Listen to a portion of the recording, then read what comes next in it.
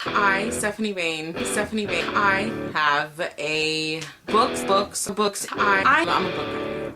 There's so many books. Hello everyone, Stephanie here. Today's video is going to be my Top 5 Wednesday video. Top 5 Wednesday was created by Lainey over at Ginger Reads Lainey and is currently being hosted by Sam from Thoughts on Tomes, all over the place as you could tell. Today's topic is going to be top 5 favorite books but out of your comfort zone, which just means 5 books that you like that aren't in the categories that you would like. It could all be from the same genre. Like, let's say I don't care for contemporary, but I have a favorite contemporary type thing. So I picked up 5 that I think are out of my comfort zone because I read a lot of like historical fiction, science fiction, urban fantasy, paranormal, dystopian, post-apocalyptic shit. That is like what I like go to. That's always been like my thing. You know, it's branched out to science fiction recently. I read some sci-fis and I'm just over here like, yes, I love it. But like, these are just books that you've heard me talk about, but I'm going to explain to you more because I don't talk about them as much. That's a very long explanation, but here are my 5 books. The first one I have is The Cypress House by Michael Koryta. This is not out of my comfort zone in the sense where I used to and still do love reading mystery and like thrillers and stuff. But this was by far one of the stranger mystery thriller novels I've ever read because it's actually very quiet. This book has this like quiet all throughout it, and it's also set in 1940s. It's a period piece. It's historical fiction. It doesn't go that far, but it's based in Florida, which I really did love.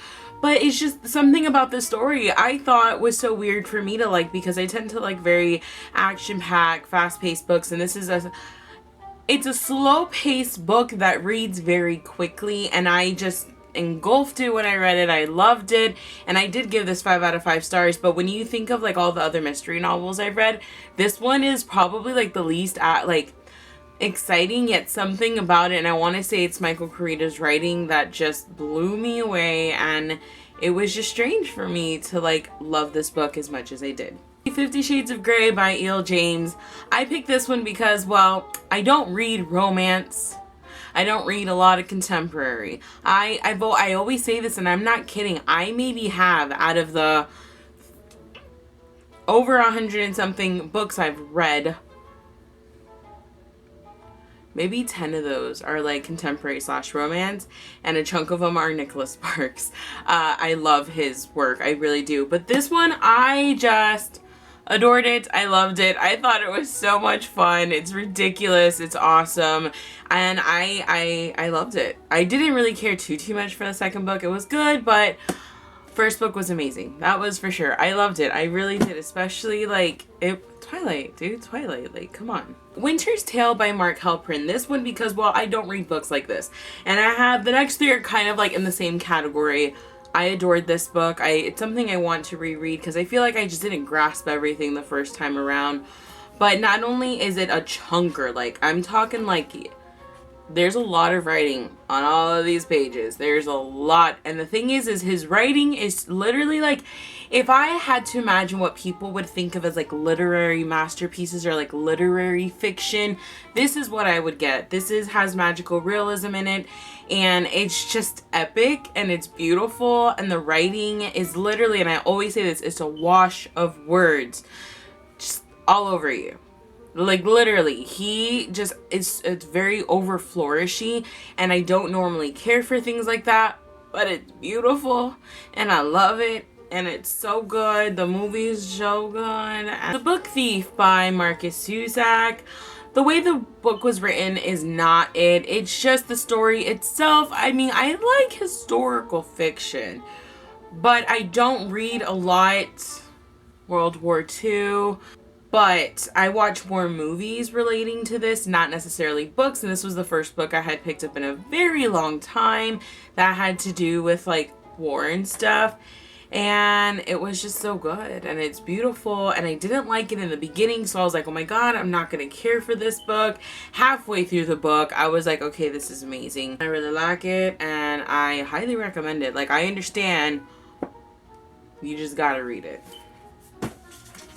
And the last one is, don't know what I was gonna say. The Story of Edgar Sawtelle by David Roblowski. This also is kind of like Winter's Tale, where you think of a literary masterpiece and you think of literary fiction, and just like, you know, this is what this is me imagining it in physical form. So like, it's just the way this book is written and how it's talked about, and the way the story, how it follows.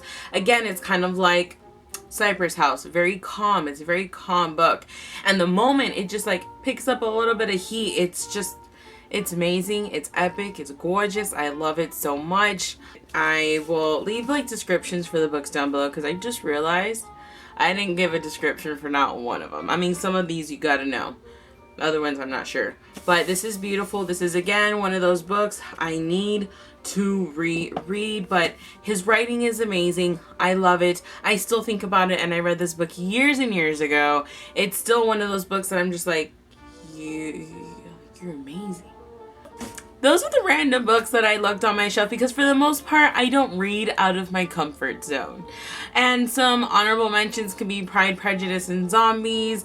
I also really enjoyed Asylum and Eleanor and Park and The Fault in Our Stars. Like, those are books out of my comfort zone, because number one, I love paranormal, and you know, like, I have a certain genres I go to, especially lately. Oh my god, like this whole month is all about like books that end the future with fucked up worlds. That's dystopian post-apocalyptic. That's literally all I'm reading. Actually, yes, all I'm reading is that. It's crazy. It's just I love it, and I don't really care. But those are the books. What are some books that you absolutely adore that are out of your comfort zone? Comment them down below. You know, gotta let a homegirl know. And I'll see you guys in my next video. Have a great reading day. Goodbye.